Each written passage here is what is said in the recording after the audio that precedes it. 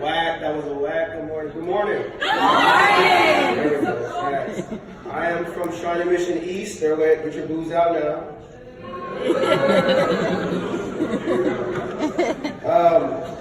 Like I did with the last speech, I want to compliment the entire school, student body, and staff on even having this activity, because I teach at Shawnee Mission East. We don't have this, and it's very interesting to be here, taking a personal day from my job of teaching at East to come over to another school and district to be doing something that should be done in every high school in the entire country. So I want you guys to applaud yourselves.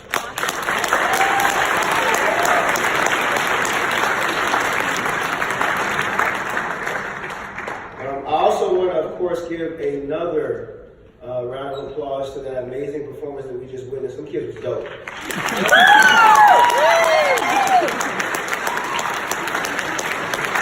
All right, so now that we got all that semantics out the way, I have a confession to make. Is that okay? I am tired of celebrating Black History Month. Too excited. But no worries, no discrimination. I heard some people already very excited about that. I'm also tired of celebrating all the other cultural and subgroup representation months that most people don't even know exist. And just so that you're familiar with them, let me educate you, because there are quite a few. February, of course, is Black History Month. March is Women's History Month and Irish Heritage Month. April is National Deaf History Month. May is Asian Pacific American Heritage, Older Americans, and Jewish American Heritage Month. June is Gay and Lesbian Pride. September is Hispanic Heritage Month. October is Italian American Heritage Month. And November is National American Indian Heritage Month. And I left out quite a few just for the sake of time. However, my annoyance with the celebration of these months, and specifically Black History Month, has nothing to do with the relevance of their existence. They are very relevant. Let me make this very clear, and I will repeat this several times. Representation matters. And it not only matters, it is necessary for the survival of our democracy.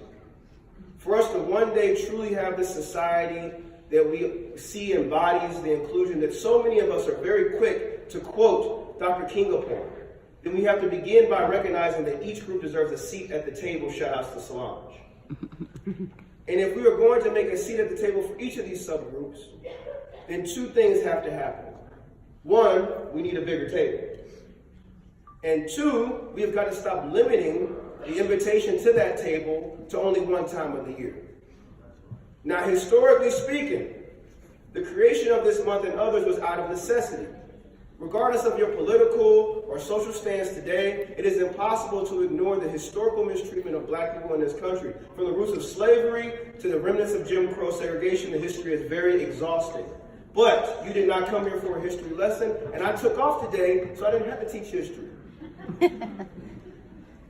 And I take it some of you don't even want to be sitting here at all.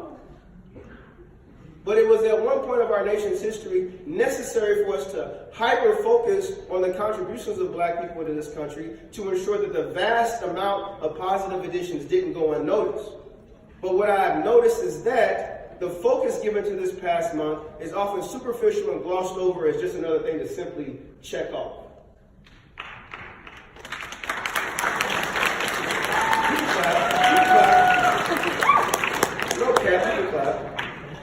And what that creates is an othering syndrome. Black history simply becomes othered and looked at as something outside of the normal history curriculum. So you've got American history over here and culture, and then you've got Black history over here. And when presented like this, it is easy to grow resentful of its existence. And that's what we've been seeing throughout this country. On one end, we've created a pool of whites that feel like they're being forced to swallow this month as outside of the normal curriculum. And when delivered poorly, they can be mistaken as an attack on them and their culture and either be pushed into feelings of resentment or unwarranted guilt. On the other end, you create Blacks that often feel like their culture is devalued and marginalized to the now generic "I have a dream" speech, or Rosa Parks sitting at the back of the bus, or those really obvious and unrealistic McDonald's commercials that try to highlight their hiring diversity when we know nobody smiles that much while sweeping up trash and garbage from Happy Meals. right? But all jokes aside, representation matters. And when I speak of representation, I don't just mean by putting more people of color into spaces of prominence. Simply placing people of color in the room does nothing more than make for a really nice Instagram picture. And I mean that if we're going to truly have a society that reflects the reality of our diversity, then we have to consistently represent the full story of this country. And that is a story that cannot be confined to the shortest month of the year. Especially when we got stories every Wednesday. And that is a story that cannot be relegated to being an addition to a curriculum or a special episode of some Nickelodeon series. We have to integrate these diverse stories into the normal flow of our lives and school curriculums. It should be expected that while learning about World War II, that you also learn about the contribution of the Tuskegee Airmen. It should be expected that along with reading the literary works of Thoreau and Shakespeare and Fitzgerald in English classes, that you also read Zora Neale Hurston and James Baldwin and Octavia Butler and Ta-Nehisi Coates. That should be automatic. It should be expected to learn about Darwin and Tesla and Edison alongside George Washington Carver and Mae Jemison and Neil deGrasse Tyson. And when we approach our stories this way, integrated into the flow of education, then Black history will become simply what it already is, American history. Mm-hmm. And this should be the same for every other subgroup, because the history of America is much deeper than a bunch of dead white dudes wearing tights and wigs.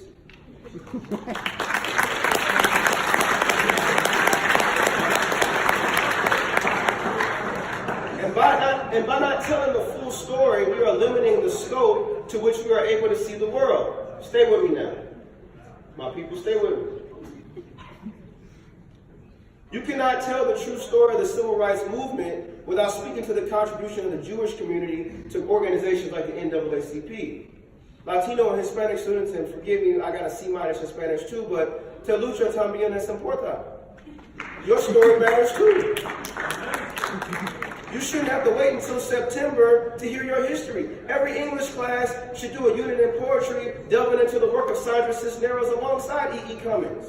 Art classes should touch upon the works of Frida Kahlo. Asian Americans have a rich history in this country that expands well beyond building the railroads and being placed into Japanese internment camps. The first non-white woman to serve Congress in this country was a Japanese woman by the name of Patsy Mink. Your story matters too. The point that I am making is that representation matters. And when we ignore the importance of representation, then acts of ignorance occur like what we've seen in just the past couple months. The governor of Virginia is being revealed of having worn blackface. Now that happened in his past history. I forgive him for that. I forgive him for his error as a teenager or a young man. But I don't forgive his wife just last week handing black students cotton when they visit the Georgia Mansion. I don't forgive that. Facts.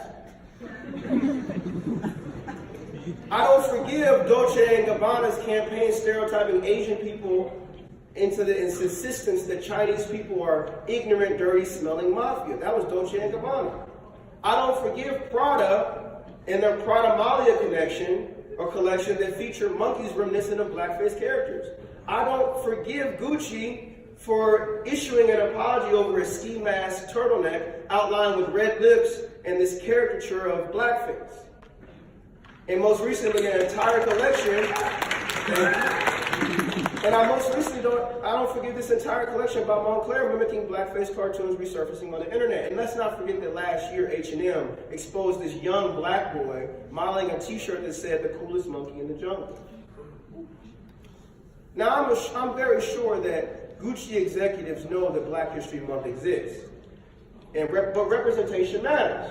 Listen, talking over there, not listening. And because we have other significance of our nation's subgroups, it is easy to gloss over the importance of their voices. We have to stop making the stories of minorities detours in our journey, and instead make them essential landmarks. Let's stop pretending, people, that we don't need each other's cultural contributions, because America is great because of our diversity. Now, not to get too political, but let's keep it 100. Is that okay? Can I do that? Yes. I don't teach you so I can run out anyway. The same guy in the corner shouting, "Build that wall," goes to Taco Tuesday every Tuesday at an authentic Mexican restaurant.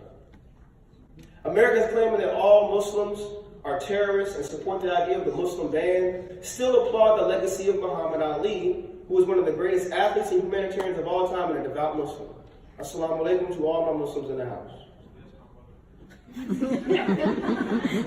Black and white students that don't sit together at lunch don't realize that they're both listening to 21 Savage Free 21.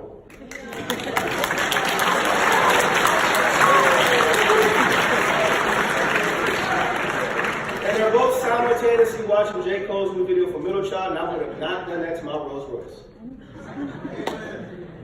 Our lives are more rich with each other than without, so let's stop pretending that we can separate and be happy.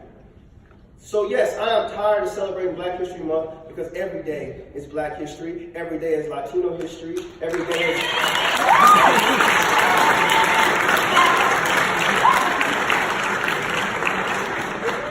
Every day is Asian American history, every day is Indigenous people history, every day is LGBTQ history, and every day is white history as well.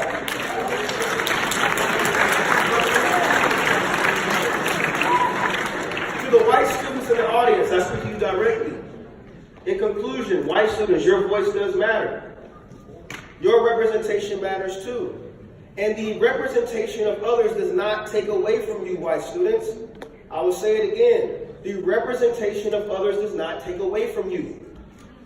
Giving others a piece of the pie only makes for a bigger, more flavorful pie. And you know what? If we don't feel like we have enough pie, this is America. We can make another big ass pie.